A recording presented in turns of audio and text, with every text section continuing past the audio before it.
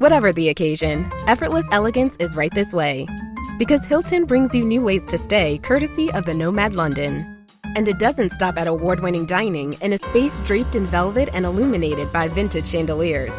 No, this day goes beyond with unparalleled personalized service and attentive hospitality. Oh, and did we mention the Nomad London can be booked using your Hilton Honors points at Hilton.com? Hilton, for the stay. The First Lady of New York Radio, Joan Hamburg, entertaining and informative. Talk Radio 77 WABC.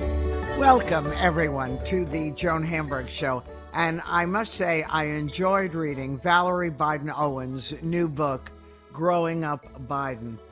And Valarie is, of course, the sister of the President of the United States. In fact, Valarie Biden Owens, is the first woman in this country, to the best of my knowledge, to have run a presidential campaign when she ran Joseph Biden's campaign.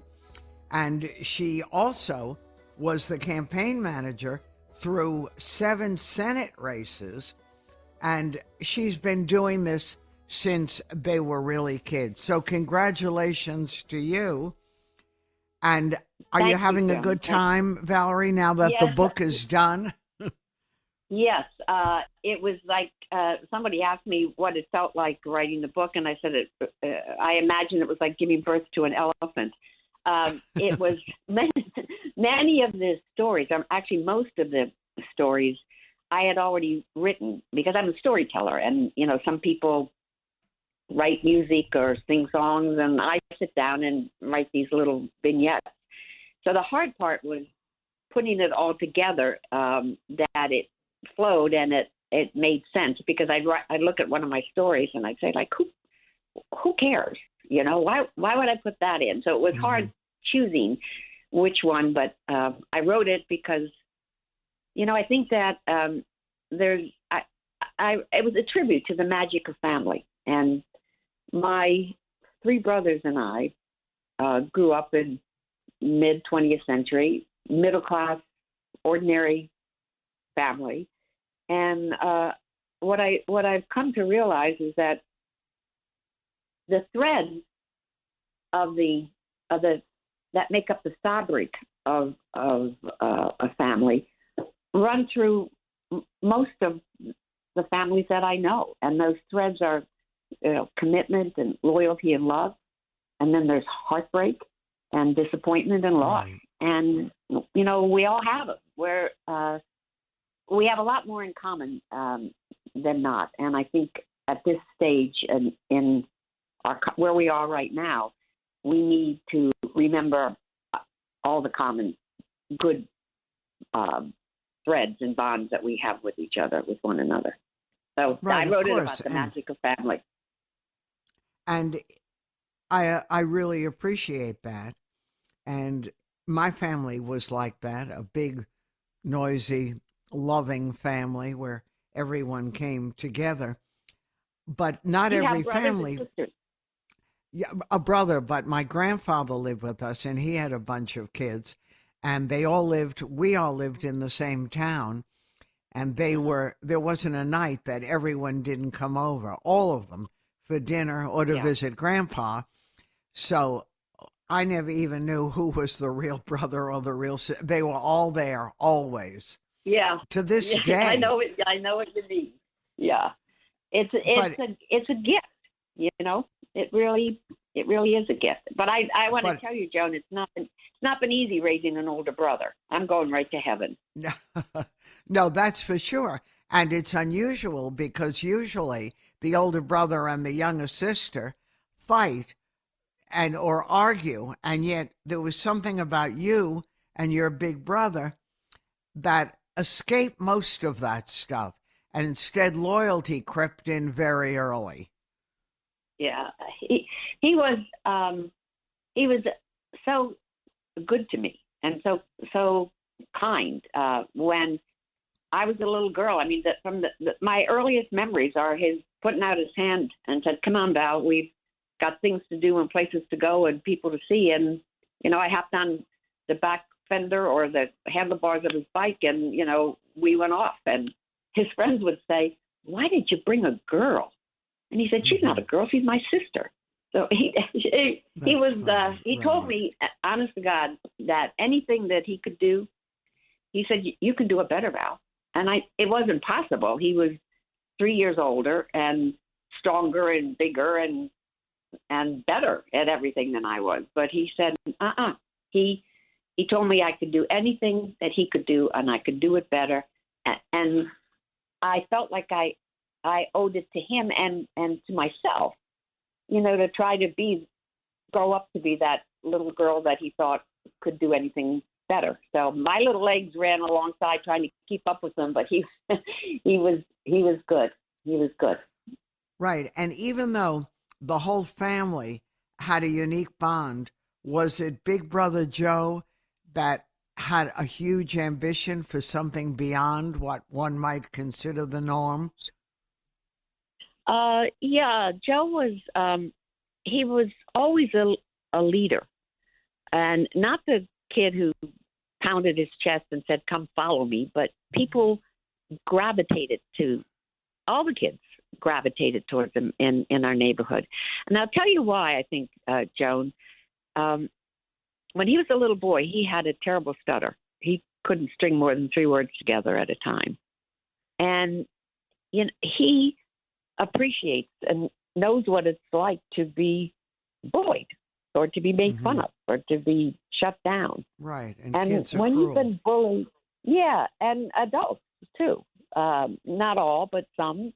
Because when you stutter, the assumption was that you were stupid. And my mom would say to him, "No, honey, you stutter because you're so smart you can't get the words out fast enough." And she gave him confidence. So what my brother developed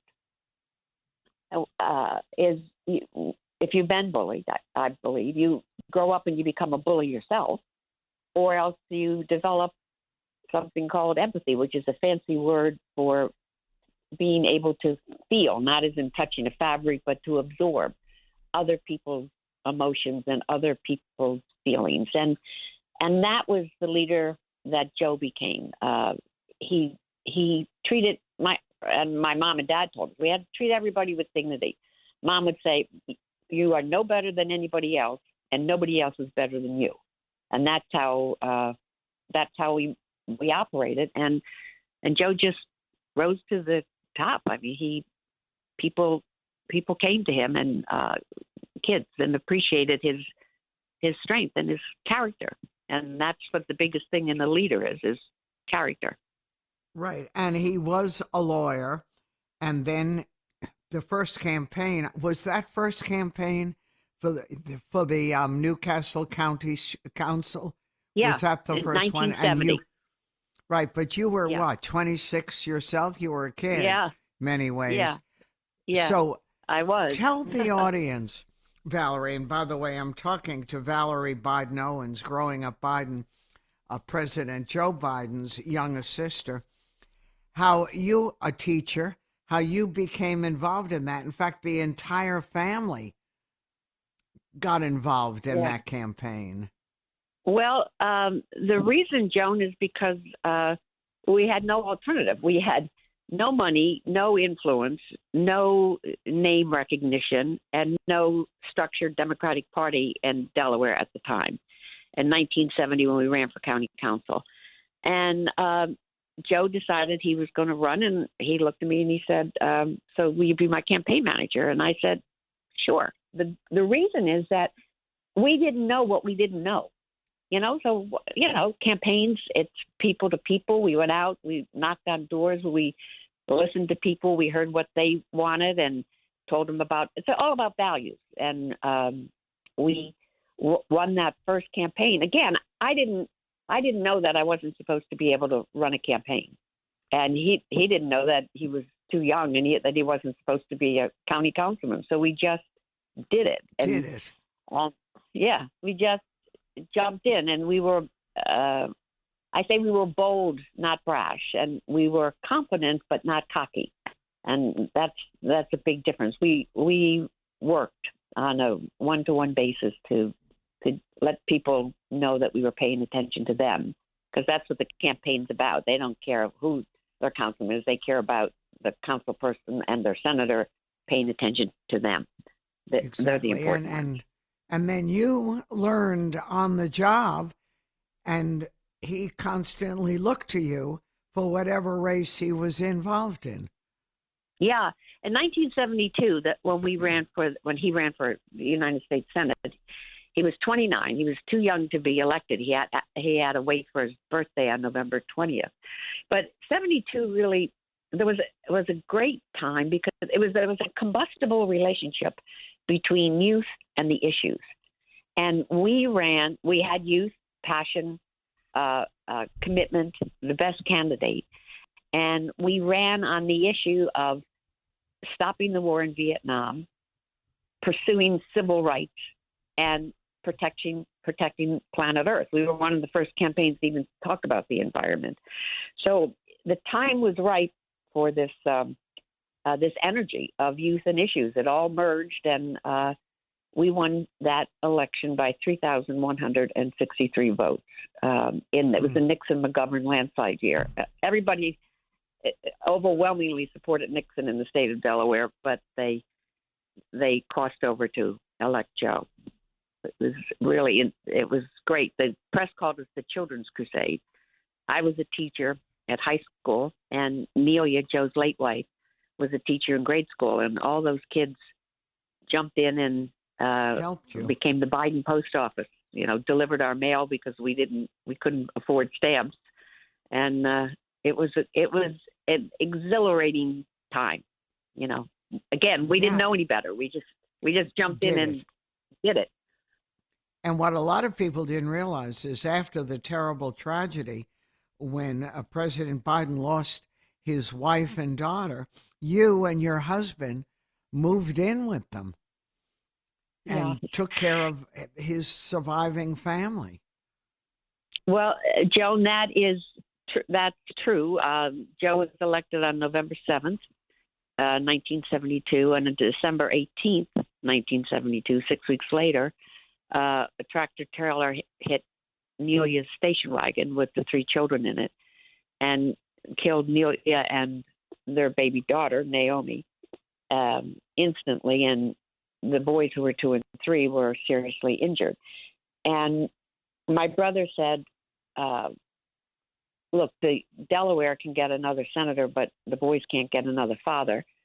So I'm not going to, he asked my brother Jimmy to call the governor and say, that he wasn't going to serve because we had to take care of the boys. And I said to Joe, look, I'll come in. You got to try it. The same issues that you ran on November 7th are as important on December 19th as they were on November 7th. And Nelia worked too hard to get you there. So just try it. And I said, I'll move in and stay until it's time to go. And that was it. But my brothers, Joan, if it wasn't heroic, my 3 brothers would have done, any one of them would have done the same for me had it been flipped.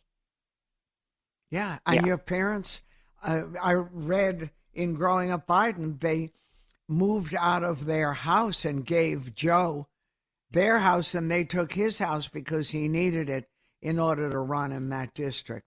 Yeah. But it was, my parents had a good sense of humor, Joan. I bet. They had to have. But all this, Valarie, running all these campaigns, and really the woman behind the man in many ways, and you work so hard and did this all the time.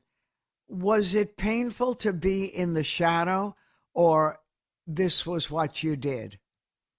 No, I never. I never felt in the shadow. There's a great quote by Edith Wharton, and she said there are 2 ways to spread the light. One is to be the candle, and the other the mirror that reflects it. And Joe and I switched back and forth. Sometimes he was the candle, and sometimes he was the mirror, vice versa. And I was his campaign manager it is the role of any good campaign manager or media consultant not to be the front page story. It's about the candidate and the voters. So I was always content in doing. Someone just came in the room here. I was always content I thought I had the best of both worlds.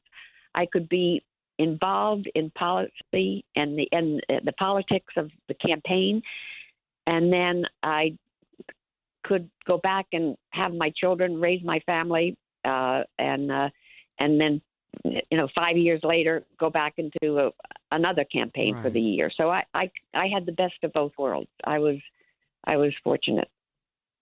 Is it true, Valarie, you didn't want Joe to run in 2020? I don't know how you dealt with. Yeah. In 2020, I talk about it. You're right in the book. It was the one race that I was not enthusiastic about because I believed, and my expectations have proven to be true, that the former president would do anything to go after to destroy my brother and my family. And I thought, why, Joe? You've served, why don't you just let it go? Because this man is not a good person, I thought. And my brother said it was Charlottesville. He was not going to run for president, but Charlottesville happened, and the neo-Nazis, marching with the torches and chanting the slogans of the 1930s. Joe said he couldn't. He said, "Val, I can't look in the mirror at myself if I don't do this." Joe knows, as I said, he knows a bully when he sees one, and he said he can't. He said, "I can't turn away because I'm afraid. I'm not afraid of this man, and I'm going to," because Joe thought that he had a message, to restore the soul of America, rebuild the middle class, and unite America. And so he said, "I'm going for it. I'm going to do it." And I said, "Okay, then, I'm in. Let's go." And I'm in all the way. Yeah. And when he says now that he's going to run again, how does that make you feel? Well, it makes, Joan, I believe that he is the right man at the right time for all the right reasons. I wouldn't want anybody else in the Oval Office and dealing with not only restoring the soul of America, but restoring America in the world. I mean, look what he's done with NATO and bringing, all the leaders of the world together. So he's a good man, and I don't have to make him anything other than what he is. I mean, he's a good man, and he doesn't walk on water. He's Joe Biden, and you see what you get. There's no distinction there's very little daylight between the public man and the private person. He's Joe Biden. So despite presidencies, you don't see huge personality changes. Oh, no. I mean, Joe is, I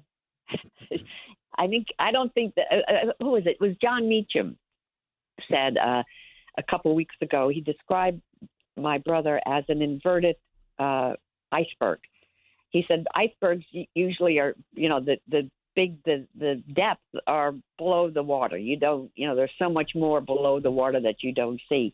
And he said with your brother, Joe Biden, you see it all. There's very little that we don't understand. What we like it, or it's not whether we like it or not. But he's a pretty much an open book. And by the way, Valarie is going to be in conversation with John Meacham at the 92nd Street Y, May 8th, a week from Sunday.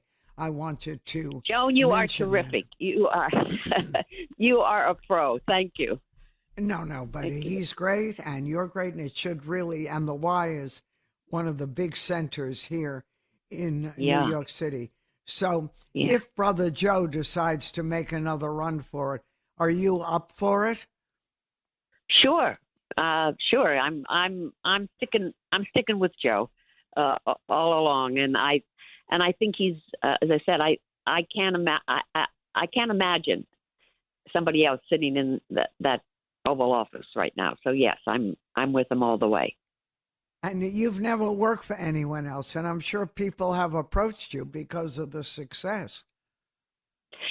Well, I didn't work as a campaign manager, but I was a media consultant with a man named Joe Slade White, who just recently died a couple of years ago. And I hired Joe Slade White to do our radio and TV ads in our 1996 election campaign.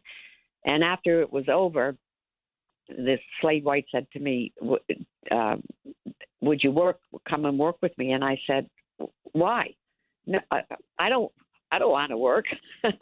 I only work for Joe. And he said, well, if you hear the noise, there's a big helicopter outside. That's that loud noise. But he said, I want you to be my campaign manager, Slade White. He said, you made me produce my best work. So will you come and work with me? And I did do that until right before he died. So Slade White continued to do our radio and TV ads. So it was a good relationship. And are any of the kids, your siblings' children, are they involved politically? Do they have that in their blood? No, they've all been, they're all worked volunteer. Nobody in any official capacity is running. But they all go out and they all campaign, but none wants to be in elective office. They all, campaign when it's time. Everybody piled, into the cars and went to Iowa or New Hampshire, during the primaries, but all on a volunteer basis. So they would take a week off from work, and go do campaigns. It's kind of in the blood, but no elective office seekers. Yeah. It's interesting because over all these years, we've looked at the various presidents, some of whom started fairly young, and then you check them out a year later and they look like they've really aged. Your brother doesn't look like that. He looks exactly the same, despite being president during some of the most complicated times historically. Yeah. He does look good, and he's and that's what people always ask me. Are they, is the question, how do you think he's too old to be president? And I said, watch him, look at him. No, he's going strong. So I've got, God willing, with the help of God and the goodwill of the neighbors, we'll keep rolling. Right. And he's got it in him, and he seems to really love it. And that plays a big role. Yeah. The only one in the family was his firstborn, was Bo, who, died of brain tumor when he was 46 in 2015. Now, Bo was the attorney general in the state, and he was going to run for governor in Delaware until he was stricken with that ugly, horrible disease of cancer. Yeah. God, it hits every family some way. And it's awful. It's awful. Yeah. Well, you did a good job. Growing Up Biden by Valarie Biden Owens. And it's a memoir, and it's a story about a family, and a family holding together through everything, and how loyalty really plays a role. Congratulations. I look forward to talking to you again. Take care. Thank you, Joan. Thank you. I appreciate you. Bye. I'm Joan Hamburg, and you're listening to WABC, and there's lots more ahead. So stay tuned. Hello, folks. Larry Kudlow here. Pay attention, because China is leading the largest anti-American alliance since World War II. One that's already dumped U.S. bonds, grabbed 43 million acres of our farmland, and is plotting to dethrone the dollar. That's why IRA and 401k savers are protecting their savings with gold. Please go to freegoldguide.com/Kudlow or just call 800-621-3908 for your free gold guide on how to protect your wealth with gold 100% tax-free.